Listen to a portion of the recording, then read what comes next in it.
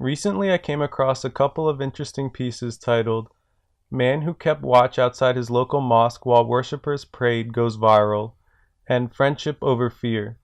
Manchester Man Shows Solidarity with Local Mosque." And in these two articles we learn about the heroic efforts of one Andrew Graystone in the aftermath of the tragic shooting in a mosque in New Zealand in which a lot of Muslims unfortunately lost their lives. Specifically, as the authors of the pieces explained, after a very sad few days following the tragic terror attack in New Zealand, one man has restored faith in humanity after standing in front of his local mosque in solidarity with worshippers with a sign that read, "You are my friends. I will keep watch while you pray." Andrew Graystone from Lewisham, Manchester, stood outside the Medina Mosque on Friday, shortly after hearing about the shooting at two mosques in Christchurch that left 49 people dead. He held a cardboard sign with a handwritten message that read, "You are my friend. I will keep watch while you pray," greeting worshippers with salam, or peace, as they arrived. He held a cardboard sign with a handwritten message, "You are my friends. I will keep watch while you pray." Graystone said he was motivated to support the Muslim community after the terrorist attack on Friday morning. "I thought, what would it feel like as a Muslim going to prayers today? I would feel a mixture of enmity and even fear. At a time when countries around the world are on high alert in case of further Islamophobic attacks, Graystone decided he wanted to ensure that people attending the local mosque felt safe. I picked up a card, wrote my message, went down to my local mosque at Barlow Road, and stood outside."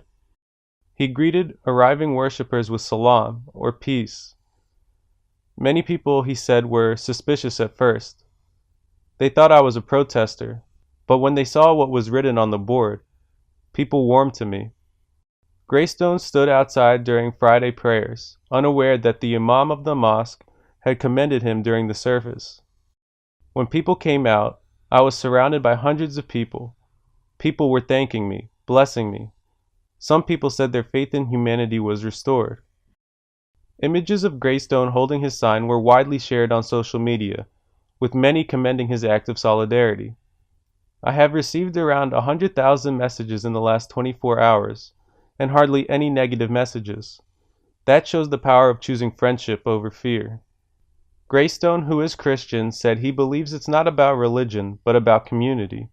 It's about friendship and community, and you have to take the first step sometimes and build bridges. At times like this, you have to choose between fear and friendship. You have to make that choice. Since then, he has continued to bless us with his wisdom, taking to Twitter to write messages of friendship and unity. It's a very short step from afraid to a friend. This is a really cool and inspiring story.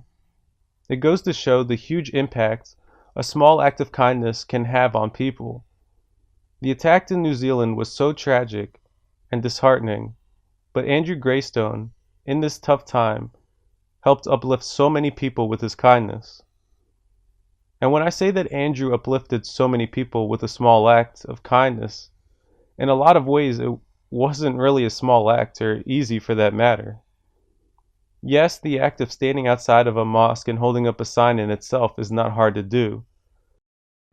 But considering the circumstances, standing outside of a mosque and holding up a sign was not easy. I mean, so many people were just killed at a mosque. How many people do you think would have had the courage to stand outside of a mosque like that after so many people were just killed at a mosque? What Andrew did here was really special, and it really did bring a smile to my face. It was a really inspiring act, an inspiring act that I hope we all can learn from. Let's all stand together and try our best to treat everybody with kindness and respect.